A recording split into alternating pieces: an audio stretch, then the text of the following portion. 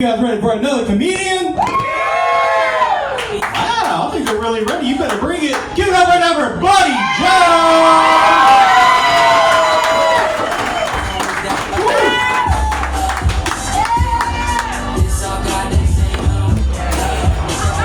Yo, I've lived in Memphis for 12 years, and I finally experienced my first car break-in. My first car break-in experience. Congratulations. Busted drive-through window, the car was ransacked, everything, but nothing was stolen. Nothing was stolen because I didn't see anything in the car I liked. Man. I'm a lousy driver. I don't need to be driving. Last summer, I hit a pole with my car. I didn't do any damage to that pole. But I scared the shit out of the guy fishing with it. You should have seen him run. Man, I got no luck in cars. One night I got so drunk I went to sleep in my car. And the Memphis cop came, he beat on my window, he woke me up, and he gave me a DUI. He arrested me for a DUI. I said, I'm gonna beat this shit in court. I went to court, the judge said I was guilty of a DUI because I was drunk in the front seat, my keys were in ignition, and I was sitting at a green light. Memphis is a tough city, got tough laws. People think the worst thing about Memphis is the crime. It's not, it's the dating scene. The Memphis dating scene is so full of negativity, so much negativity. As a matter of fact, the only positive thing in the Memphis dating scene are the HIV tests. That's it.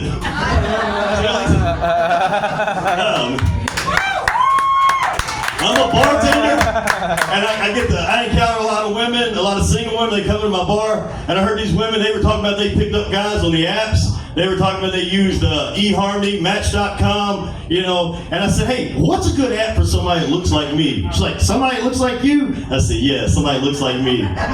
She said, somebody looks like you should try whereblindpeoplemeet.com.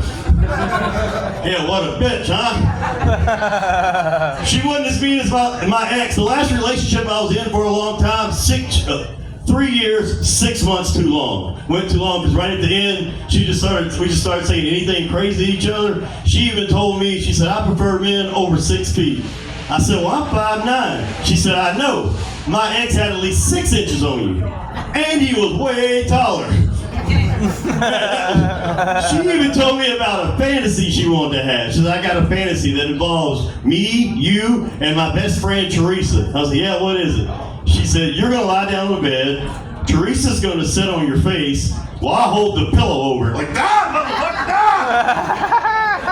I said, what the hell is that? Why can't we just have regular sex? She said, ooh.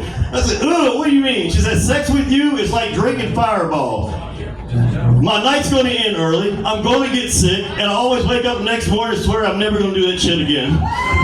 Oh, man, she was mean. I think the only reason why she was mean because her dad left her and her mom like when she was a child, and she hasn't seen her spoken to her dad since. So she like took her dad issues out on me. Like I was bald-headed when we met. So she's like, every time the hair commercials came on TV, whether it be the hymns or the road games, like that's what you need. You need that. You need to do something about your bald hair. I finally said, hey, my hair is like your father. It left years ago, it ain't coming back. Yeah. Man, my next relationship I get in, I don't want a goody two-shoes woman. I'm looking for a woman that's been around. You know what I mean? I need a slut. I need somebody whose body count is higher than her age. That's what I'm looking for. I want a woman who's had more hammers in her hand than Bob the Builder. You know what I mean? I want a woman who's handled more snakes than a Pentecostal pastor. That's what I want. I want a woman who's seen more hard pins than a craps table. I need a woman that loves dick. I want a woman that studied more Longfellows than an English Harvard professor. I'm looking for a woman that's whacked more Waynes than a Chinese hitman. Oh, man. Hey, y'all, I told you I was a bartender. I've had multiple jobs. The last bartender job I had, I got fired because I was at the bar, I was drinking off hours, and I got a little too drunk, and I started rubbing on the server's leg and kind of rubbing on the server's thigh, and then there was a complaint filed, and I got fired for sexual harassment. I don't know why I got fired. Trust me, the server enjoyed every second of that. I know because he had the biggest boner I ever felt in my life. He had at least 6 inches on me, and he was way taller. All right, y'all, thank you.